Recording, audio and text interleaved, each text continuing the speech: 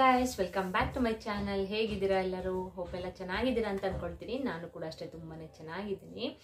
Guys, ಮಾರ್ನಿಂಗಿಂದ ವ್ಲಾಗ್ನ start ಮಾಡ್ಕೊಂಡಿದ್ದೀನಿ. ಪೂಜೆ ಎಲ್ಲ ಮುಗೀತು. ಸೊ ನಿಮಗೆ ಆ ವಿಡಿಯೋ ಮಾಡಿ ಹಾಕೋಣ, ಯಾಕಂದರೆ ಸ್ವಲ್ಪ ಗ್ಯಾಪ್ ಆಯಿತು ವಿಡಿಯೋ ಮಾಡೋದ್ರಲ್ಲಿ. ಸೊ ಯಾರು ಕೂಡ ದಯವಿಟ್ಟು ಬೇಜಾರು ಮಾಡ್ಕೊಳಕ್ಕೆ ಹೋಗ್ಬೇಡಿ.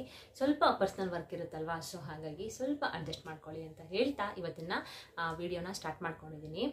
ಗೈಸ್, ಆಲ್ರೆಡಿ ತಮ್ನೇಲಿ ನೋಡಿರ್ತೀರಾ ನೀವು. ಹೌದು, ಅಂದರೆ ದುಡ್ಡು ಅನ್ನೋದು ಯಾರಿಗೆ ಬೇಡ ಅಲ್ವಾ? ಪ್ರತಿಯೊಬ್ಬ ಮನುಷ್ಯನ ಜೀವನದಲ್ಲಿ ದುಡ್ಡು ಅನ್ನೋದು ತುಂಬಾ ಮುಖ್ಯವಾಗಿರುತ್ತೆ ಅಲ್ವಾ? ಸೊ ಒಬ್ಬೊಬ್ರಿಗೆ ಏನಂತ ಅಂತಂದರೆ ನೆಮ್ಮದಿ ಇರುತ್ತೆ ಜೀವನದಲ್ಲಿ, ಓಕೆನಾ, ಆದರೆ ಅವ್ರ ಹತ್ರ ದುಡ್ಡೇ ಇರೋದಿಲ್ಲ. ಇನ್ನು ಕೆಲವರ ಜೀವನದಲ್ಲಿ ದುಡ್ಡು ಬೇಕಾದಷ್ಟಿರುತ್ತೆ, ಆಯಿತಾ. ಅವ್ರಿಗೇನಂತ ಅಂದರೆ ನೆಮ್ಮದಿ ಇರೋದಿಲ್ಲ, ಇನ್ನೊಬ್ಬರಿಗೆ ದುಡ್ಡು ಅನ್ನೋದೇ ಸಮಸ್ಯೆ ಆಗಿಬಿಡುತ್ತೆ. ಸೊ ಹಾಗಾಗಿ ನಾವೇನು ಮಾಡಬೇಕು ಅಂತಂದರೆ ಮನೆಯಲ್ಲಿ ದುಡ್ಡನ್ನ ನಾವು ಯಾವ ರೀತಿ ಕಾಪಾಡ್ಕೊಳ್ಳೋದು, ಹಾಗೆಯೇ ಹೆಚ್ಚಿಸ್ಕೊಳ್ಳೋದು, ಇರೋ ದುಡ್ಡನ್ನ ನಾವು ಯಾವ ರೀತಿ ಹೆಚ್ಚಿಸ್ಕೊಳ್ಳೋದು. ಈಗ ಬೆಳಗ್ಗೆಯಿಂದ ಸಂಜೆವರೆಗೂ ಕಷ್ಟಪಟ್ಟು ದುಡಿತಾ ಇರ್ತೀರ ಅಲ್ವಾ? ದುಡಿದ್ರೂ ಕೂಡ ನಿಮ್ಮ ಕೈಯಲ್ಲಿ ಹಣ ನಿಲ್ತಾ ಇರೋದಿಲ್ಲ. ಯಾಕೆ ಈ ಥರ ಆಗ್ತಿದೆ ಅಂತ ತುಂಬ ಜನ ಸಫರ್ ಪಡ್ತಾ ಇರ್ತೀರಾ. ಅದಕ್ಕೆಲ್ಲ ಏನಂದರೆ ಗಾಯ್ಸ್, ಕೆಲವೊಂದು ದೋಷಗಳಿರಬಹುದು, ಇಲ್ಲ ಅಂತಂದರೆ ಕೆಲವೊಂದು ಪಾಪ ಕರ್ಮಗಳಿರಬಹುದು, ಏನಾದರೂ ಒಂದು ಪ್ರಾಬ್ಲಮ್ ಅನ್ನೋದು ಆಗಿರುತ್ತೆ. ಸೊ ಅದಕ್ಕೋಸ್ಕರ ನಿಮ್ಮ ಮನೆಯಲ್ಲಿ ₹1 ಕೂಡ ನಿಲ್ತಾ ಇರೋದಿಲ್ಲ. ಅಂದರೆ ಕಷ್ಟಪಟ್ಟು ದುಡಿತಾ ಇದ್ರು ಕೂಡ ನೀವು ಇವಾಗ ತಂದಿದ್ದ ಹಣ ಈಗ ನಾಳಿದ್ದೇ ಖಾಲಿ ಆಗ್ಬಿಡ್ಬೋದು. ಯಾವ ರೀತಿ ಅಂತ ನೀವು ಕೇಳೋದಾದ್ರೆ, ಈಗ ಏನೋ ಒಂದು ಸಡನ್ ಆಗಿ ಹೆಲ್ತ್ ಇಶ್ಯೂಸ್ ಬಂತು, ಇರೋ ಸೇವಿಂಗ್ಸ್ ದುಡ್ಡಾಗಿರ್ಬಹುದು, ಇಲ್ಲ ಅಂತಂದರೆ ಸ್ಯಾಲ್ರಿ ಬಂದಿರುತ್ತೆ ಅಂತ ಅಂದ್ಕೊಳ್ಳಿ, ಆಯಿತಾ. ಅದೆಲ್ಲ ನಿಮಗೆ ಹೊರಟೋಗ್ಬಿಡುತ್ತೆ. ಏನಾದರೂ ಒಂದು ಹೆಲ್ತ್ ಇಶ್ಯೂಸ್ ಆಗಿ ಅಲ್ಲಿಗೆ ಹೋಗುತ್ತೆ. ಈ ಥರ ಯಾವುದಾದ್ರೂ ಒಂದು ಪ್ರಾಬ್ಲಮ್ಸ್ ಅನ್ನೋದನ್ನ ನೀವು ಫೇಸ್ ಮಾಡ್ತಾನೆ ಇರ್ತೀರ ಒಬ್ಬೊಬ್ರು, ಆಯಿತಾ. ಇನ್ನು ಕೆಲವರ ಜೀವನದಲ್ಲಿ ದುಡ್ಡೆಲ್ಲ ಚೆನ್ನಾಗಿರುತ್ತೆ, ದುಡ್ಡು ತುಂಬಾ ಇರುತ್ತೆ, ಆದರೆ ಅವ್ರಿಗೆ ನೆಮ್ಮದಿ ಇರೋದಿಲ್ಲ, ಆ ಥರ ಕೂಡ ಇರುತ್ತೆ. ಸೊ ಹಾಗಾಗಿ ಮನೆಯಲ್ಲಿ ನಾವು ದುಡ್ಡನ್ನ ಯಾವ ರೀತಿ ಕಾಪಾಡ್ಕೊಳ್ಳೋದು, ಹಾಗೆಯೇ ನಮ್ಮ ದುಡಿಯುವಂಥ ಹಣ ನಮ್ಮ ಕೈಯಲ್ಲಿ ನಿಲ್ಲಬೇಕು, ಮನೆಯಲ್ಲಿ ಶಾಶ್ವತವಾಗಿ ಅದು ನಿಲ್ಲಬೇಕು, ಹಾಗೆಯೇ ಅದು ದುಪ್ಪಟ್ಟಾಗಬೇಕು. ಯಾವ ರೀತಿ ಮಾಡೋದು ಅಂತ ನಾನಿವತ್ತು ನಿಮಗೆ ಒಂದು ಚಿಕ್ಕ ಪ್ರಯೋಗದ ಬಗ್ಗೆ ಹೇಳ್ಕೊಡ್ತೀನಿ. ಇದನ್ನು ನೀವು ಮಾಡಿದ್ರೆ ಗಾಯ್ಸ್, ಯಾಕಂದರೆ ನಾನು ಇದನ್ನು ತುಂಬ ವರ್ಷದಿಂದ ಮಾಡ್ತಾಯಿದ್ದೀನಿ, ನನಗೆ ಒಳ್ಳೆ ರಿಸಲ್ಟೇ ಸಿಕ್ಕಿದೆ. ಸೊ ಅದಕ್ಕೋಸ್ಕರ ನಿಮಗೆ ಶೇರ್ ಮಾಡೋಣ. ತುಂಬ ಜನ ಪ್ರಾಬ್ಲಮ್ಸಲ್ಲಿ ಇರ್ತೀರ ಅಲ್ವಾ? ಸೊ ಎಲ್ಲರಿಗೂ ಕೂಡ ಯೂಸ್ಫುಲ್ ಆಗುತ್ತೆ. ಅದಕ್ಕೋಸ್ಕರ ಇವತ್ತಿನ ವಿಡಿಯೋನ ಸ್ಟಾರ್ಟ್ ಮಾಡ್ಕೊಂಡಿದ್ದೀನಿ. ಗಾಯ್ಸ್, ನಾನು ಹೇಳುವಂಥ ವಸ್ತುನ ನೀವು ನಾನು ಹೇಳುವಂಥ ಒಂದು ಜಾಗದಲ್ಲಿ ನೀವು ಇಟ್ಟರೆ ನಿಜವಾಗ್ಲೂ ನಿಮ್ಮ ಮನೆಯಲ್ಲಿ ದುಡ್ಡು ಅನ್ನೋದು ದುಪ್ಪಟ್ಟಾಗುತ್ತೆ. ಹಾಗೆಯೇ ಕಷ್ಟಪಟ್ಟು ದುಡಿತಾ ಇರ್ತೀರಾ ಅಂದ್ರೂ ಕೂಡ ಅದು ಅನ್ನೆಸೆಸರಿಯಾಗಿ ಖರ್ಚಾಗ್ತಾ ಇರುತ್ತೆ ಅಲ್ವಾ? ಸೊ ಅದು ಕೂಡ ಸ್ವಲ್ಪ ಕಮ್ಮಿ ಆಗ್ತಾ ಬರುತ್ತೆ. ಅತಿ ಶೀಘ್ರದಲ್ಲೇ ನಿಮಗೆ ಇದು ರಿಸಲ್ಟ್ ಕೂಡ ಸಿಗುತ್ತೆ. ಅದು ಯಾವ ವಸ್ತು, ಹಾಗೆಯೇ ಅದನ್ನ ಎಲ್ಲಿಡಬೇಕು ಅನ್ನೋದನ್ನ ನಾನಿವತ್ತು ನಿಮಗೆ ತಿಳಿಸ್ಕೊಡ್ತಾ ಹೋಗ್ತೀನಿ. ಅದಕ್ಕಿಂತ ಮುಂಚೆ ನಿಮಗೆ ಗೊತ್ತಲ್ಲ, ನನ್ನ ಚಾನಲ್ಗೆ ಸಬ್ಸ್ಕ್ರೈಬ್ ಮಾಡ್ಕೊಂಡಿರೋರು ದಯವಿಟ್ಟು ನನ್ನ ಚಾನಲ್ಗೆ ಸಬ್ಸ್ಕ್ರೈಬ್ ಮಾಡಿಕೊಂಡು ಸಪೋರ್ಟ್ ಮಾಡಿ. ಆಲ್ರೆಡಿ ಸಬ್ಸ್ಕ್ರೈಬ್ ಮಾಡ್ಕೊಂಡಿರೋರಿಗೆ ನನ್ನ ಧನ್ಯವಾದಗಳನ್ನ ತಿಳಿಸ್ತೀನಿ.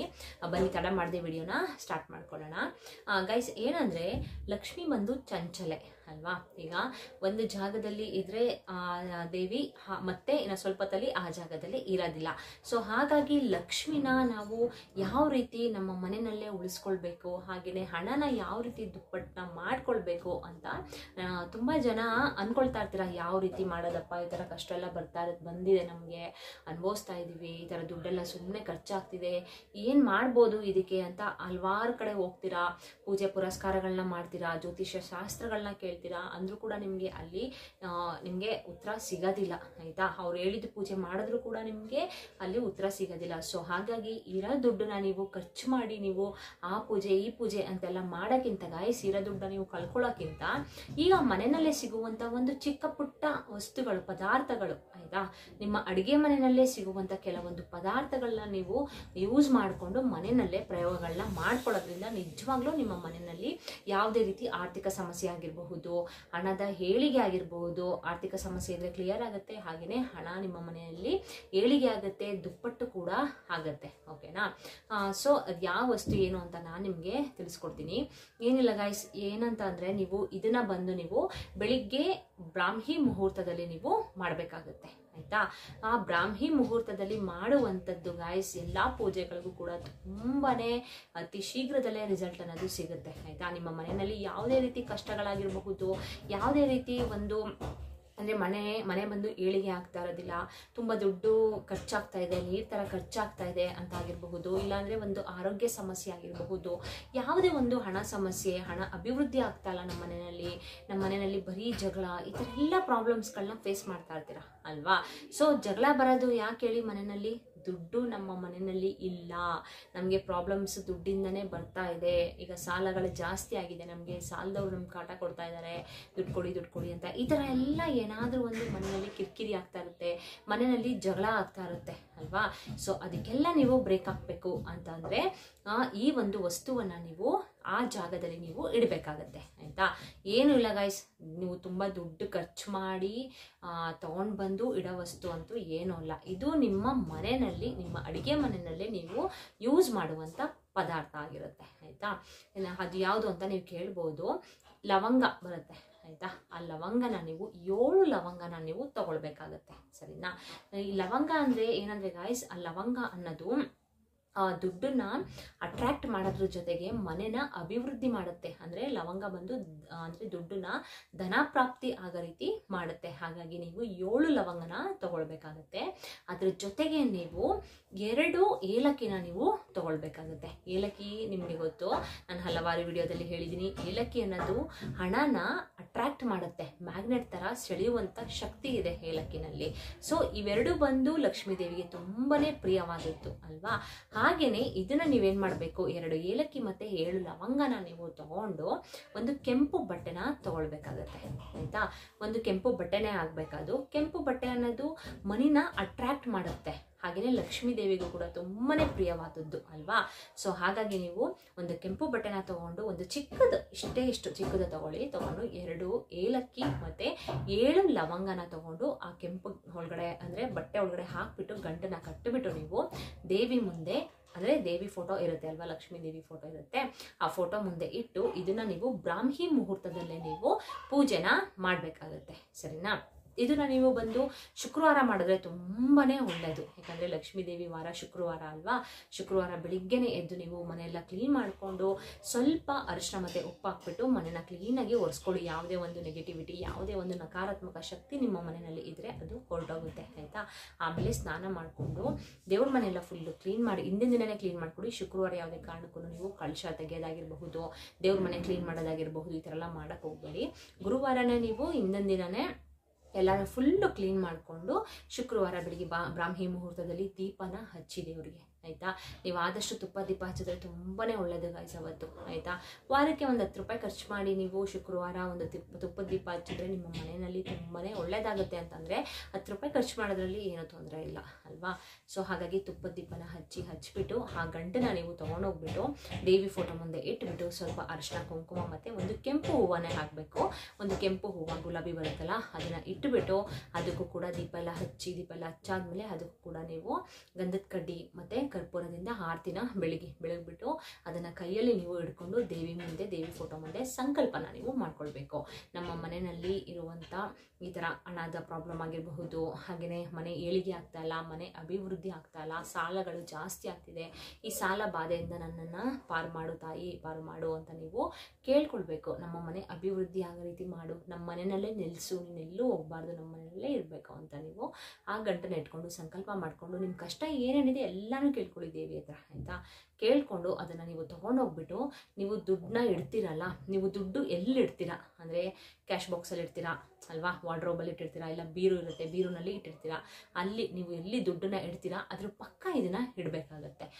ಅದ್ರ ಪಕ್ಕ ನೀವು ಇದನ್ನು ಇಡ್ತಾ ಬನ್ನಿ ಗಾಯ್ಸ್, ನೋಡಿ ಬೇಕಾದರೆ ನಿಜವಾಗ್ಲೂ ದುಡ್ಡು ಅನ್ನೋದು ದುಪ್ಪಟ್ಟಾಗ್ತಾ ಹೋಗುತ್ತೆ ಆಯಿತಾ. ಅನ್ನೆಸೆಸರಿಯಾಗಿ ಖರ್ಚಾಗೋದು ಎಲ್ಲ ಕೂಡ ಕಡಿಮೆ ಆಗುತ್ತೆ, ದುಡ್ಡು ಅನ್ನೋದು ದುಪ್ಪಟ್ಟಾಗುತ್ತೆ. ಲಕ್ಷ್ಮೀ ದೇವಿ ಕೂಡ ನಿಮ್ಮ ಮನೆಯಲ್ಲಿ ಸ್ಥಿರವಾಗಿ ನೆಲೆಸ್ತಾಳೆ ಆಯಿತಾ.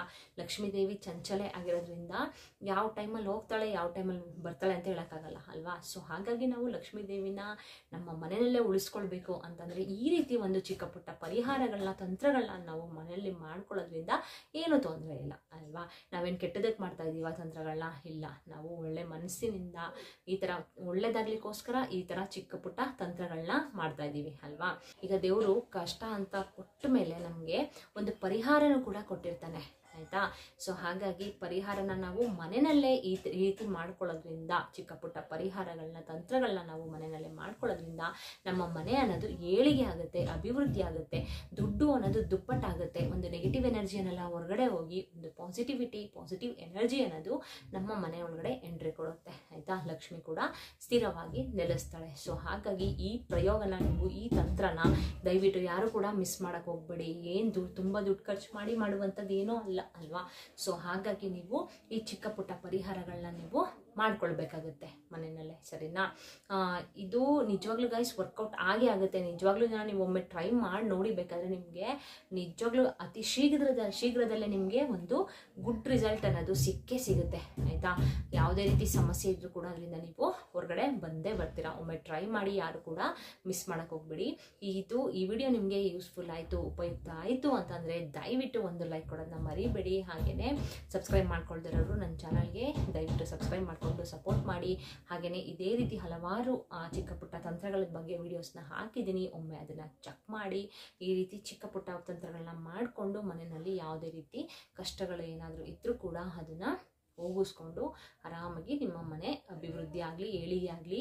2025 ಎಲ್ಲರ ಜೀವನದಲ್ಲೂ ಒಳ್ಳೆಯದಾಗಲಿ, ದೇವರು ನಿಮಗೆ ಒಳ್ಳೇದು ಮಾಡಲಿ. ಇಡೀ ವರ್ಷ ಪೂರ್ತಿ ನಿಮ್ಮ ಜೀವನದಲ್ಲಿ ಏಳಿಗೆ ಆಗಲಿ, ಯಶಸ್ಸಿನ ನೀವು ಕಾಣಲಿ ಅಂತ ನಾನು ಕೂಡ ದೇವ್ರನ್ನ ಪ್ರಾರ್ಥನೆ ಮಾಡ್ಕೊಳ್ತೀನಿ. ಓಕೆನಾ. ಆದಷ್ಟು ಸಬ್ಸ್ಕ್ರೈಬ್ ಮಾಡ್ಕೊಳ್ಳೋರು ಸಬ್ಸ್ಕ್ರೈಬ್ ಮಾಡಿಕೊಂಡು ವಿಡಿಯೋನ ವಾಚ್ ಮಾಡಿ. ಹಾಗೆಯೇ ಪಕ್ಕದಲ್ಲಿ ಕಾಣುವಂಥ ಬೆಲ್ಲೈಕನ್ನ ಕ್ಲಿಕ್ ಮಾಡೋದನ್ನ ಮರಿಬೇಡಿ. ಯಾಕಂದರೆ ನಾನು ಯಾವುದೇ ಒಂದು ಯೂಸ್ಫುಲ್ ಇನ್ಫಾರ್ಮೇಷನ್ ವಿಡಿಯೋ ಹಾಕಿದ್ರು ಕೂಡ ನಿಮಗೆ ಅದು ನೋಟಿಫಿಕೇಶನ್ ಬರುತ್ತೆ. ಆವಾಗ ನೀವು ಆರಾಮಾಗಿ ಚೆಕ್ ಮಾಡಿಕೊಂಡು ನೀವು ಕೂಡ ಆ ಪ್ರಯೋಗಗಳನ್ನ ಮನೆಯಲ್ಲೇ ಮಾಡ್ಕೊಳ್ಬಹುದು. ಓಕೆನಾ. ಓಕೆ ಗೈಸ್, ಇವತ್ತಿನ ವಿಡಿಯೋನ ಇಲ್ಲಿ ಎಂಡ್ ಮಾಡ್ತೀನಿ. ಇಷ್ಟ ಆದರೆ ವಿಡಿಯೋ ನಿಮಗೆ ಯೂಸ್ಫುಲ್ ಅಂತ ಅನ್ಸಿದ್ರೆ, ಉಪಯುಕ್ತ ಅಂತ ಅನ್ಸಿದ್ರೆ ದಯವಿಟ್ಟು ಒಂದು ಲೈಕ್ ಕೊಡೋದನ್ನ ಮರಿಬೇಡಿ. ಹಾಗೆಯೇ ಸಬ್ಸ್ಕ್ರೈಬ್ ಮಾಡ್ಕೊಳ್ಳಿ ಅಂತ ಹೇಳ್ತಾ ಇವತ್ತಿನ ವಿಡಿಯೋನ ಇಲ್ಲಿ ಎಂಡ್ ಮಾಡ್ತೀನಿ. ಬಾಯ್ ಬಾಯ್, ಸಿ ಯು, ಟೇಕ್ ಕೇರ್.